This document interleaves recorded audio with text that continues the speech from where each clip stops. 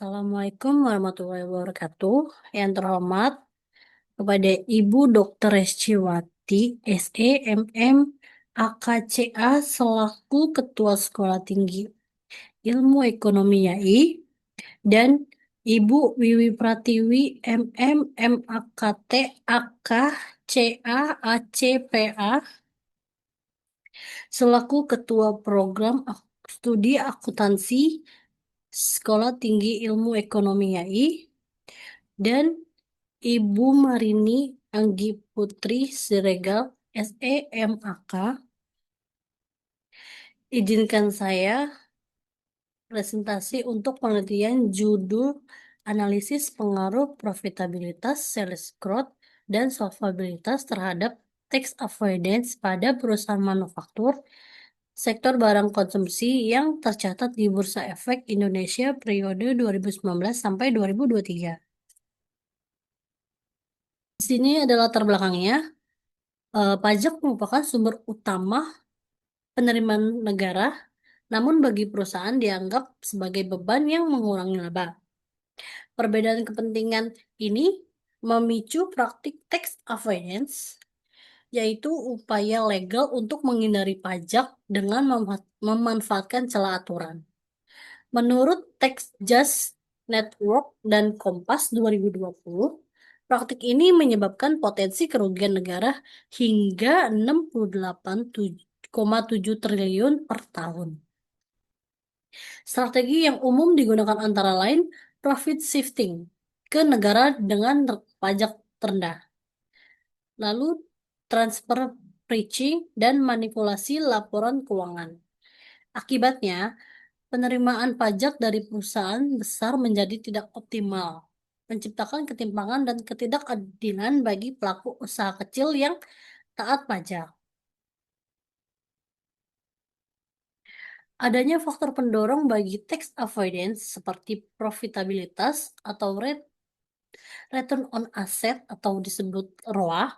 Perusahaan yang memiliki laba besar memiliki kecenderungan untuk melakukan tax avoidance dengan mempertahankan laba bersih setelah pajak.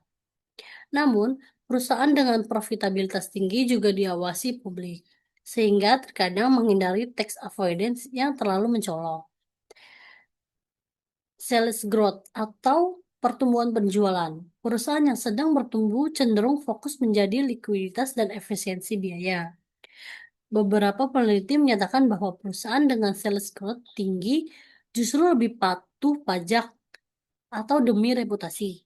Namun, ada juga yang menyatakan sebaliknya karena mereka ingin menjaga arus kas, seperti solvabilitas atau disebut DAR, Debt to Asset Ratio. Perusahaan dengan rasio utang tinggi cenderung mencari cara untuk mengurangi beban pajak, salah satunya dengan tax avoidance agar arus kas dapat digunakan untuk memenuhi kewajiban utang. Namun, solvabilitas yang terlalu tinggi juga mendorong manajemen untuk lebih konservatif dalam laporan keuangan demi menjaga kepercayaan kreditor. Dapat disimpulkan bahwa sektor barang konsumsi memiliki aktivitas bisnis tinggi, insentif pajak khusus, dan dominasi perusahaan multinasional sehingga berpotensi besar terhadap praktik tax avoidance. Karakteristik ini menjadikan sektor ini strategis dan relevan untuk diteliti guna memahami faktor-faktor yang mempengaruhi pengendalian pajak di Indonesia. Di sini ada perumusan masalah, tujuan penelitian, dan manfaat penelitian. Yang pertama, perumusan masalah. Apakah probabilitas berpengaruh terhadap tax avoidance pada perusahaan manufaktur sektor barang konsumsi yang terdaftar di Bursa Efek Indonesia tahun 2019 sampai 2023? Yang kedua, apakah sales growth berpengaruh terhadap tax avoidance pada perusahaan manufaktur sektor barang konsumsi yang terdaftar di Bursa Efek Indonesia tahun 2019 sampai 2023? Yang ketiga, apakah solvabilitas berpengaruh terhadap tax avoidance pada perusahaan manufaktur sektor barang konsumsi yang terdaftar di Bursa Efek Indonesia tahun 2019 sampai 2023? Lalu yang keempat, apakah profitabilitas, sales growth, dan solvabilitas secara bersama-sama berpengaruh terhadap tax avoidance pada perusahaan manufaktur sektor barang konsumsi yang terdaftar di Bursa Efek Indonesia tahun 2019 sampai 2023. Lalu di sini ada tujuan penelitiannya.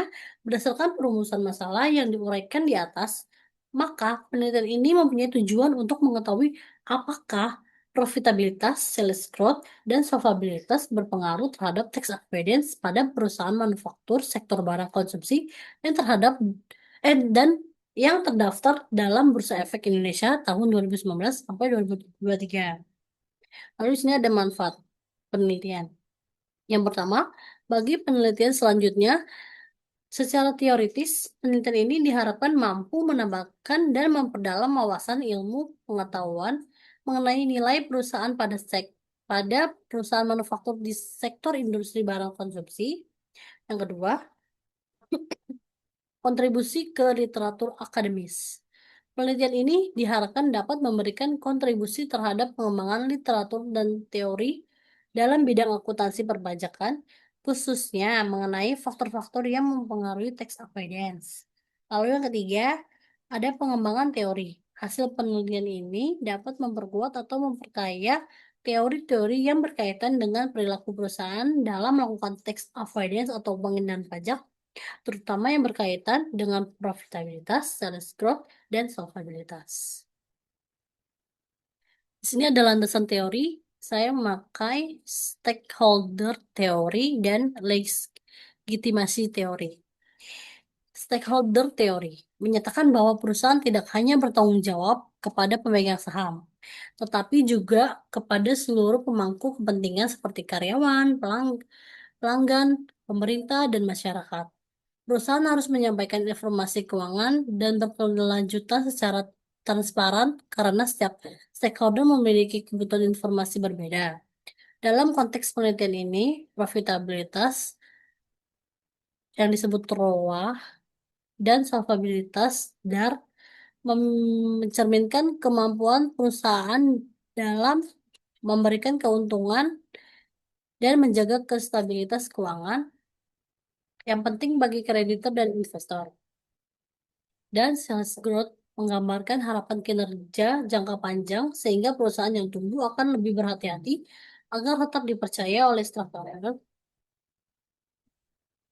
Perusahaan cenderung melakukan tax avoidance sebagai upaya efisiensi biaya untuk kepentingan pemegang saham, namun tetap mempertimbangkan persepsi dan ekspektasi stakeholder lainnya agar tidak menimbulkan risiko reputasi.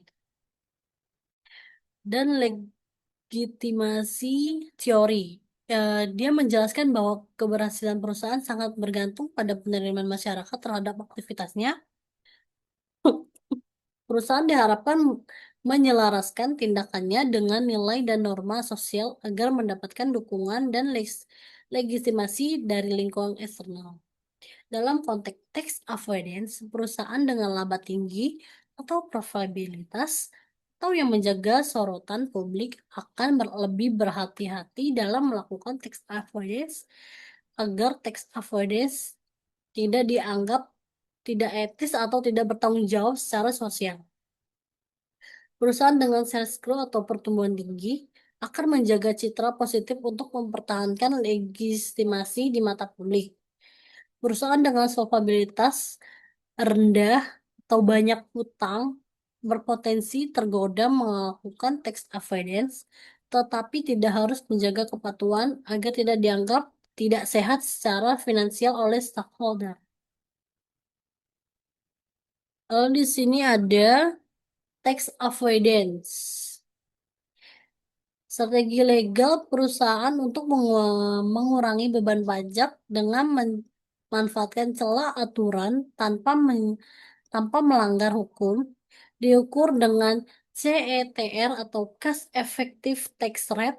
Semakin rendah CTR, semakin tinggi kecenderungan tax avoidance. Lalu ada profitabilitas X1. Kemampuan perusahaan menghasilkan laba dari asetnya diukur dengan ROA atau disebut Return on Asset Profit tinggi memberi kapasitas bayar pajak, tapi juga mendorong kehati-hatian karena sorotan publik. Lalu ada sales growth X2, pertumbuhan penjualan tahunan yang mencerminkan daya saing dan prospek perusahaan. Perusahaan tumbuh bisa terdorong mengurangi beban pajak demi menjaga likuiditas. Lalu ada solvabilitas X3, kemampuan membayar utang dengan aset yang dimiliki diukur dengan DAR atau disebut debt to asset ratio. Semakin tinggi utang, semakin besar dorongan mengurangi pajak untuk menjaga arus kas. Lalu di sini ada kerangka pemikirannya dan hipotesis. Hipotesis satu ini menunjukkan profitabilitas berpengaruh positif terhadap tax avoidance pada sektor industri barang konsumsi. Lalu, hipotesis duanya ada sales growth berpengaruh positif terhadap tax avoidance pada sektor industri barang konsumsi. Lalu yang ketiga ada hipotesis solvabilitas. Solvabilitas memiliki pengaruh positif terhadap tax avoidance pada sektor industri barang konsumsi. Lalu hipotesis empatnya, profitabilitas, sales growth, dan solvabilitas secara simultan berpengaruh terhadap tax avoidance. Lalu di sini ada metode penelitian atau populasi dan sampel. Populasi penelitian ini adalah perusahaan manufaktur sektor industri barang konsumsi dengan populasi 95 perusahaan dan sampel yang terpilih yang menjadi penelitian ini adalah 19 perusahaan. Pengumpulan data dan teknik analisis data itu penelitian ini menggunakan data sekunder serta metode kuantitatif yang diperoleh dari laporan tahunan atau annual report dan laporan keuangan perusahaan sektor barang konsumsi yang terdaftar di Bursa Efek Indonesia (BI) periode 2019 sampai 2023. Artinya itu 5 tahun. Data dikumpulkan melalui situs resmi BI dan website resmi masing-masing perusahaan. Lalu di sini ada analisis data dilakukan dengan bantuan software Fuse 12. Penelitian ini menggunakan beberapa teknik analisis. Yang pertama ada uji statistik deskriptif, estimasi model data panel, uji asumsi klasik, dan uji regresi data panel, dan uji hipotesis. Lalu ini hasil pengolahan data. Uji statistik deskriptif. Yang pertama ada tax avoidance. Nilai min sebesar 0,291655 mengindikasikan jika rata-rata perusahaan membayar pajak senilai 29,17% dari laba sebelum pajaknya dalam bentuk kas. Nilai standar deviasi sebesar 0,345982 menunjukkan adanya perbedaan strategi pengindaran pajak antara perusahaan yang cukup tinggi, nilai maksimum senilai 2,295040, sedangkan nilai minimum sebesar 0,000916. Lalu ada profitabilitas.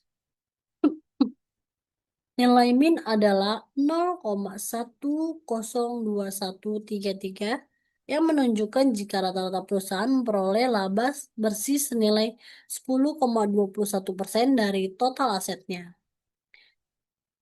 Nilai standar deviasi sebesar 0,057199 mengindikasikan penyebaran data yang relatif rendah.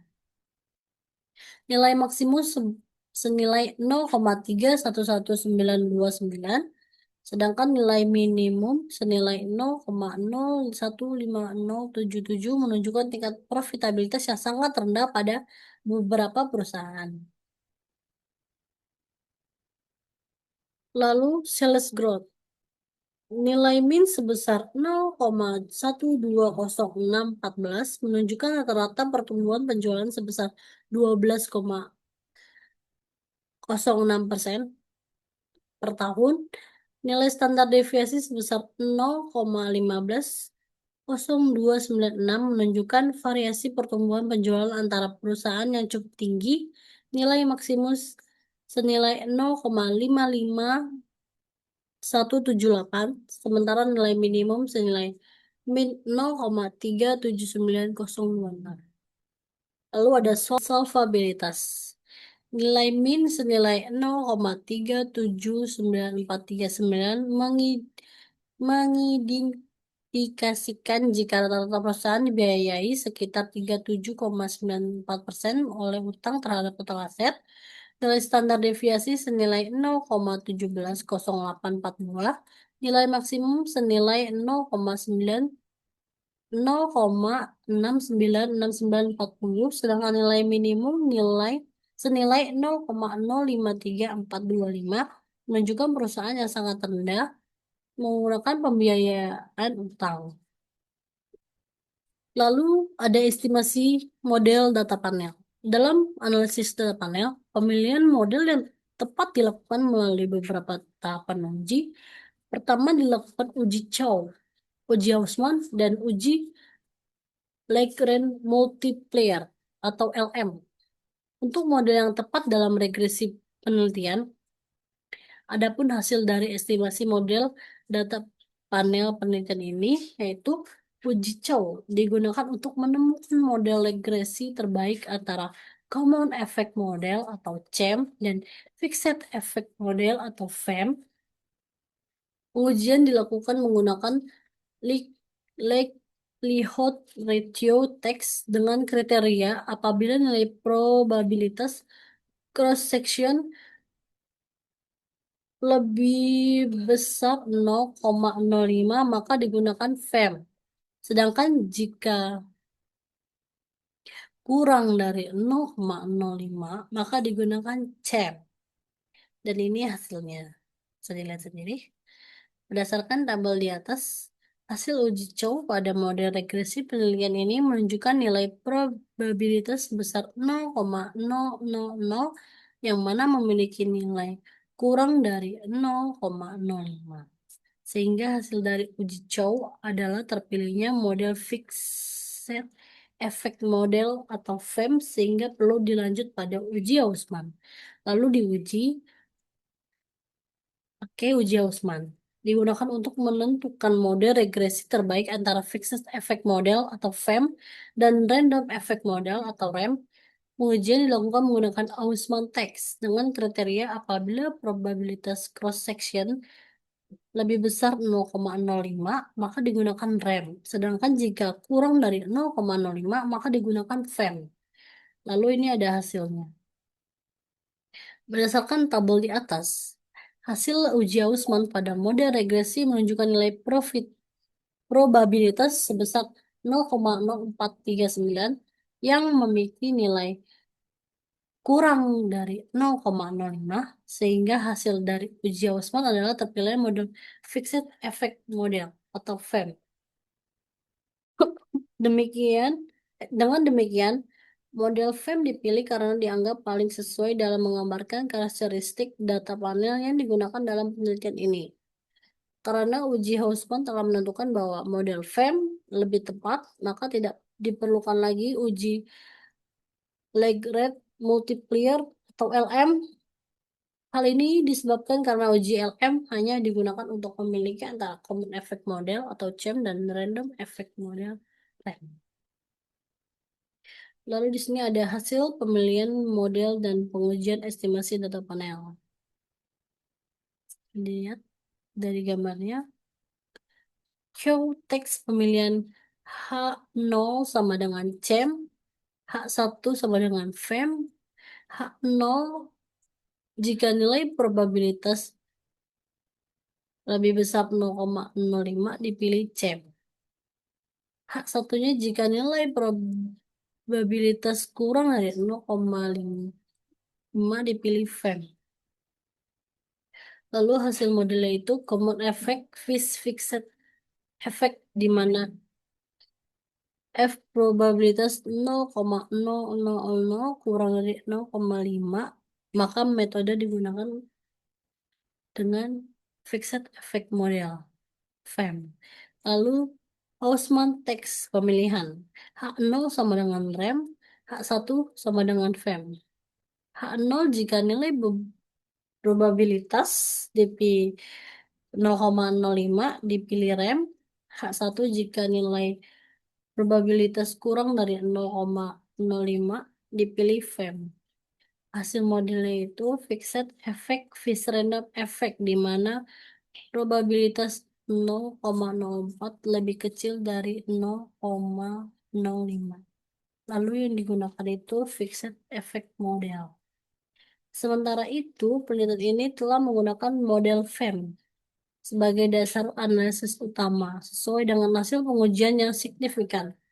Adapun model fixed effect model FEM yang akan digunakan dalam penelitian, seperti gambar yang sebelahnya. Lalu ada hasil regresi data panel. Berdasarkan persamaan regresi, nilai konstanta sebesar 0,4912 menunjukkan bahwa jika probabilitas sales growth dan solvabilitas konstan, maka nilai tax avoidance adalah 0,4912. Profitabilitas X1 memiliki koefisien positif sebesar 0,3955, artinya peningkatan profitabilitas akan meningkatkan tax avoidance. Hal ini karena perusahaan yang lebih menguntungkan cenderung mencari cara untuk mengurangi beban pajak. Lalu sales growth X2 juga berkoefisien positif sebesar 0,4314, menunjukkan bahwa pertumbuhan penjualan yang lebih tinggi mendorong praktik tax avoidance untuk menghemat pajak seiring meningkatnya pendapatan. Lalu ada solvabilitas X3 memiliki koefisien negatif sebesar min 0,5136, artinya semakin tinggi solvabilitas, kecenderungan perusahaan melakukan tax avoidance justru menurun karena perusahaan lebih stabil dan patuh terhadap wajib pajak. Lalu di sini ada uji hipotesis. Yang dipakai itu uji T atau parsial.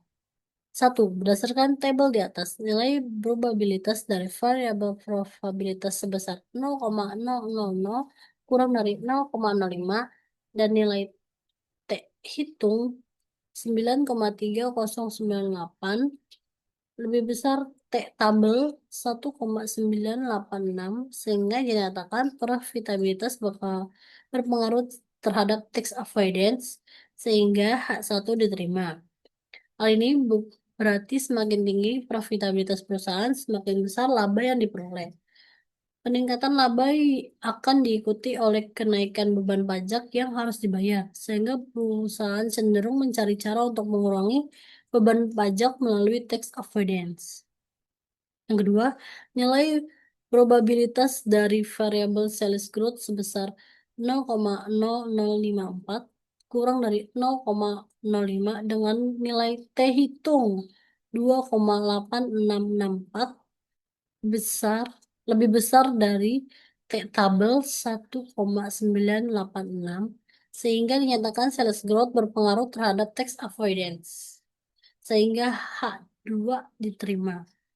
Artinya, semakin tinggi pertumbuhan penjualan perusahaan, semakin besar pula pendapatan dan potensi laba yang dihasilkan. Lalu yang ketiga ada nilai probabilitas dari variabel solvabilitas bernilai 0,0965 lebih besar dari 0,05 dan nilai T hitung 1,683 kurang dari T tabel 1,986, sehingga mampu dinyatakan solvabilitas tidak berpengaruh terhadap tax avoidance sehingga H3 ditolak.